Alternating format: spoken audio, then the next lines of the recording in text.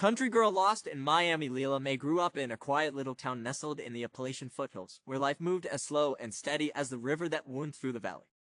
Her world was simple summer nights chasing fireflies, Sunday mornings in the pews, and sunsets that painted the sky over fields of wildflowers. She knew every neighbor by name and every back road by heart. Her parents owned a small farm, and though it was hard work, it was honest work. But Lila always felt there was more out there, something big and electric calling her name. When she graduated high school, Lila packed her worn leather suitcase and her father's old guitar. Miami wasn't a place she'd ever imagined herself going. It wasn't Nashville, where most small-town dreamers went, but a friend from school had a couch, and the city felt like a shot of adrenaline to her quiet soul. She was sure she could make it work. At first, Miami felt like a dream. The ocean glittered like her wildest fantasies, and the nightlife pulsed with a kind of energy she'd only seen in movies. But it didn't take long for the homesickness to set in. The skyscrapers felt cold and indifferent, and the constant hum of the city drowned out the quiet melodies of home. She traded the sound of crickets for car horns, traded bonfires for neon lights. Her cowboy boots felt out of place in the sand, and her soft southern drawl got lost in the chaos of 100 languages. Still, Lila Mae was determined. She found work singing at a dive bar on the outskirts of the city. The crowd wasn't what she was used to, more glow sticks than flannel, but her voice carried a piece of home that even the Miami regulars couldn't ignore. Slowly, she started weaving her country roots into the city's eclectic vibe, mixing her acoustic guitar with trap beats and creating a sound that felt like her, a bridge between two worlds. Some nights, when the city quieted just enough, she'd sit on her tiny balcony, strumming her guitar and looking up at the few stars brave enough to shine through Miami's glow. She thought about the life she left behind, her family, the fields, the mountains, and wondered if she'd ever feel truly at home. The sun was setting on the edge of a quiet small-town road, its golden light cutting through the dust that lingered in the air.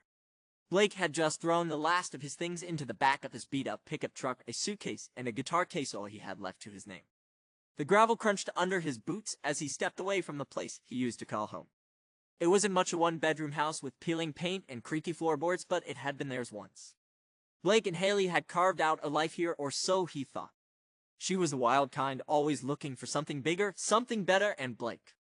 He was just a dreamer with a guitar and an endless reservoir of patience. But patience had its limits. He'd come home one too many nights to find her out late again, chasing neon lights and the promises of a fast-talking crowd that never stayed. He saw the signs: missed calls, half-hearted smiles, and a restlessness in her that no love could soothe. When she finally left, it wasn't dramatic. Just a note on the counter that read, "I need more than this." At first, it stung. The kind of sting that settled deep, making him question if he was ever enough. But heartbreak has a way of hardening a soul, and Blake wasn't the kind to wallow for long. He poured himself into his music, letting the pain fuel his lyrics and the anger drive his chords. It was cathartic, even freeing. Then one night he heard through the grapevine that Haley wasn't doing so well.